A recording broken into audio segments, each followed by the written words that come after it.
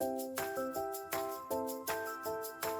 Anastasia Chatzka. I'm a fashion designer, pattern maker, and sewing educator, and I'm so happy you're here sewing along with me today.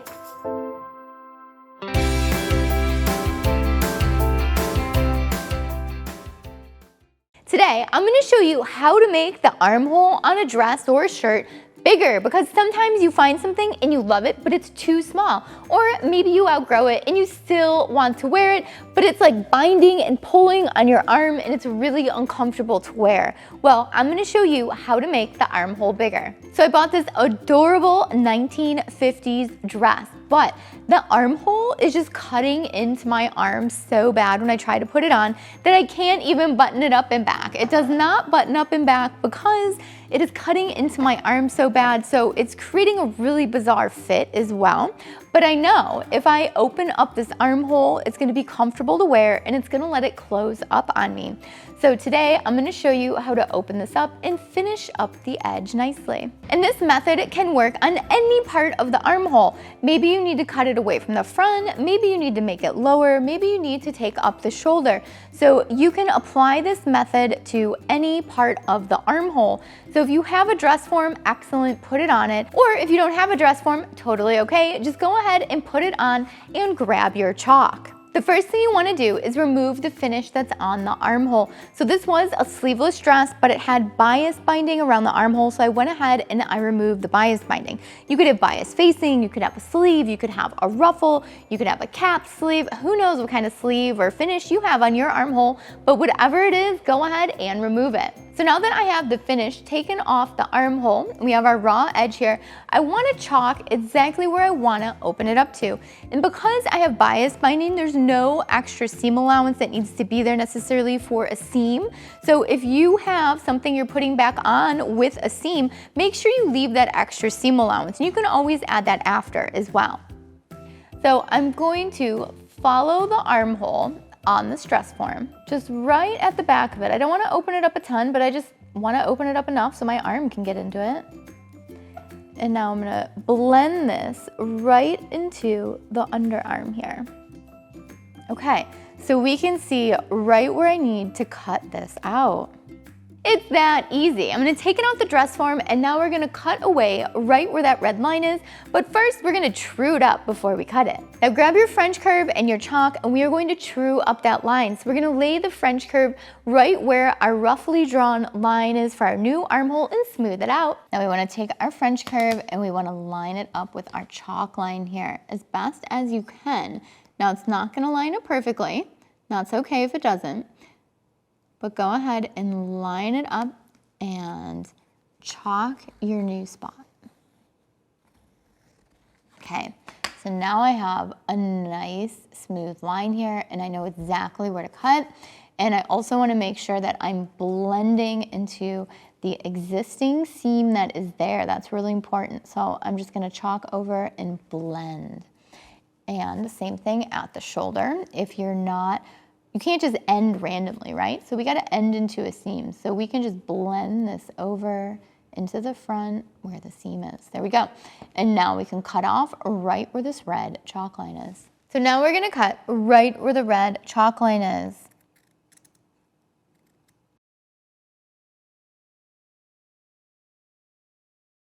Whew, there we go. We have opened it up and we have cut a piece of that back armhole off. Now what you want to do is keep this and we're going to lay it on the other armhole so that way we make sure we take off the same amount on the other armhole. So we're going to use this as a pattern for the other side. So let me show you what that means. So you want to make sure you're placing the right sides together so you get the correct shape. I'm going to line up the shoulder seam and I'm going to put a pin in it. And I'm going to work my way around this little piece that I had cut off on top of the other side of the dress. Okay, so now that I have that pinned on, I'm going to go ahead and just cut right on the outside of it as if it's a pattern piece, because that's basically exactly what it is for us. Now we're going to cut right on the outside of that other piece of fabric that I pinned on, because we're using this as a template. And make sure you're just cutting through one layer. Make sure you're not cutting through to the front of your dress or the other side of your dress.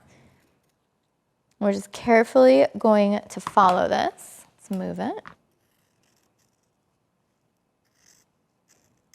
There we go. So now that we cut off the extra, it's time to finish that edge. So my bias binding that I took off is now too small for the armhole because we cut it away. So what are we going to do? Well, I'm going to finish the edge with the serger and then just turn it under once. If you don't have a serger, you can use the zigzag stitch or the overcast stitch. So let's go sew. So right now I am serging the armhole with a nice narrow serge.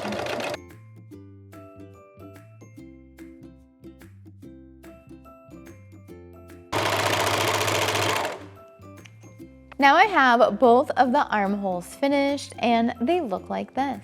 So now what we're gonna do is take the very edge where the serge is and turn it under 1/4 of an inch and stitch it down. So right now I have the dress inside out, so we're folding it towards the inside. Now it's really important that you just fold this a little bit, 1/8 of an inch, 1/4 of an inch, depending on how you finish the edge. So if you try folding this up 1/2 inch or bigger, it's not actually gonna fold all the way around and you're gonna get some really nasty bubbles and puckers. I'm going to start at the underarm seam and work my way around the armhole. I've engaged my needle down button, so every time I stop, my needle's in my fabric, and I'm also sewing right in the middle of my serge.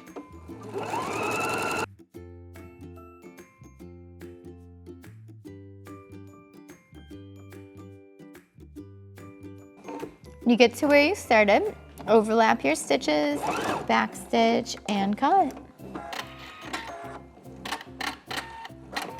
And now we're gonna do the same thing to the other side.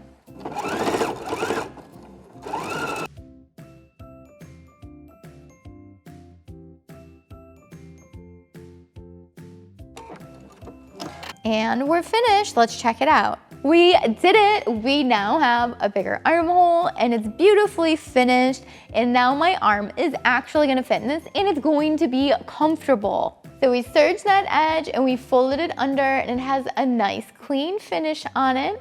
So now this dress hopefully will last another 50 years. Can you believe it's from the 1950s and it's just been sitting in someone's closet forever, probably because that armhole was too small. But we fixed it and now we can wear it and feel fabulous. So next time you're thrifting and you see something and you think it's going to be too small for you, don't pass it up because you can fix it. You can make the armholes bigger and you can make the whole dress bigger too. So make sure you check out my other videos on that. Thanks so much for watching Sew Anastasia today on how to make your armhole bigger. If you have any questions on it, leave it down below and I will get back with you as soon as I can.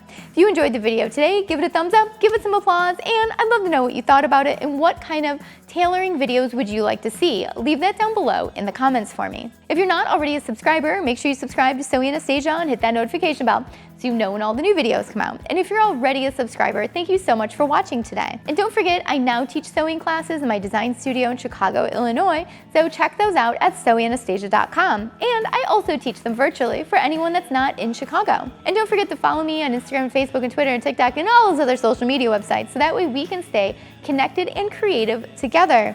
And speaking of together, I would love to see your projects, so make sure you tag me in them so that way I can repost them and share them with everyone and keep everyone inspired and creative. Have a great day. Bye.